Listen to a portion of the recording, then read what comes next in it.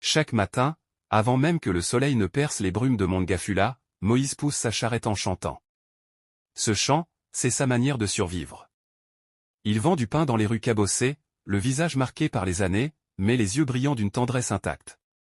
Chez lui, dans une baraque en tôle, l'attend Aline, sa fille de 14 ans, élève brillante, rêveuse, pleine de promesses. Elle est son avenir, son étoile dans la nuit. Le pain qu'il vend n'est pas qu'un gagne-pain, c'est une offrande à son rêve pour elle. Un matin, Aline ne se lève pas. Elle tremble, vomit, délire. Moïse l'emmène à l'hôpital, le cœur en feu. Après des heures d'attente, le verdict tombe, une tumeur abdominale. L'opération est possible, mais coûteuse. Trop coûteuse. Moïse vend tout, la charrette, les meubles, même son alliance. Il supplie, emprunte, s'humilie. Mais l'argent reste insuffisant.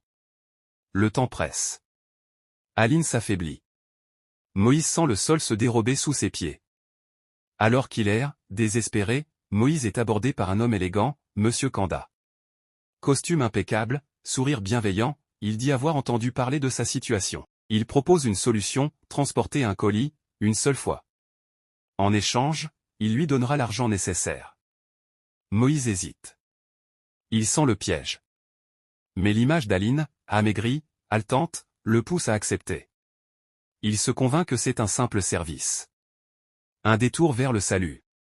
Le jour venu, Moïse reçoit un sac noir, scellé. Il ne pose pas de questions. Il prend le bus, traverse la ville, le cœur battant. Mais à l'arrivée, la police l'attend. Le colis contient de la drogue. Moïse est arrêté. Il nie, mais les preuves sont accablantes, empreintes, vidéos, témoignages. En prison, il apprend qu'Aline a été prise en charge par une ONG, dirigée par Kanda lui-même. Moïse comprend, il a été sacrifié. Un pion dans une stratégie de blanchiment d'images. Moïse découvre peu à peu le système. Kanda recrute des pauvres désespérés, les utilise comme mules, puis les fait incarcérer. Ensuite, il se présente comme sauveur en prenant en charge leur famille via son ONG. Il gagne en respect, en dons, en influence.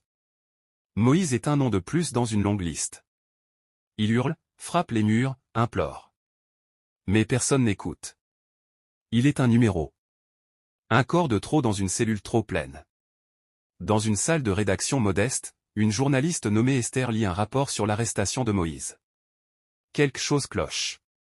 Elle enquête. Elle découvre un schéma, plusieurs hommes pauvres, tous arrêtés pour trafic, tous liés à l'ONG de Kanda.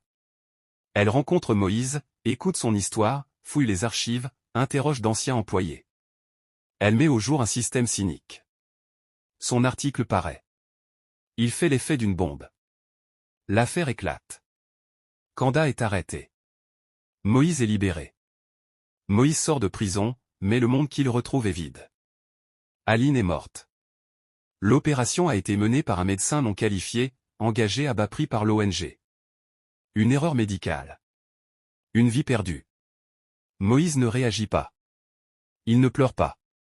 Il ne crie pas, il se tait. Il rentre chez lui, seul, brisé. Le lit d'Aline est intact.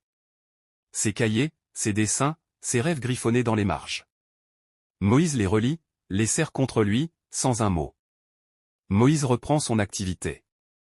Plus de charrettes. Plus de chants. Il vend du pain à pied, en silence. Les gens le regardent avec gêne, certains avec pitié. Mais il ne cherche ni compassion ni vengeance. Il avance, chaque jour, avec le poids de l'absence. Il ne parle plus. Il ne sourit plus. Il est là, comme une ombre parmi les vivants. Un matin, Moïse commence à coller une étiquette sur chaque pain. À ceux qu'on écrase pour nourrir les puissants. Le message circule. Certains refusent d'acheter. D'autres achètent en silence. Le pain devient symbole. Moïse devient mémoire.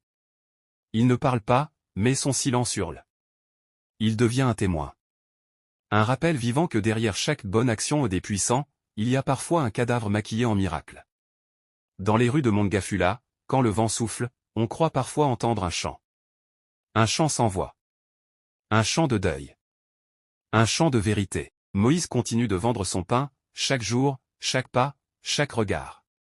Il ne cherche plus la justice. Il offre du pain, et avec lui, une vérité que personne ne peut digérer sans honte. Et dans le silence de ses pas, Aline vit encore.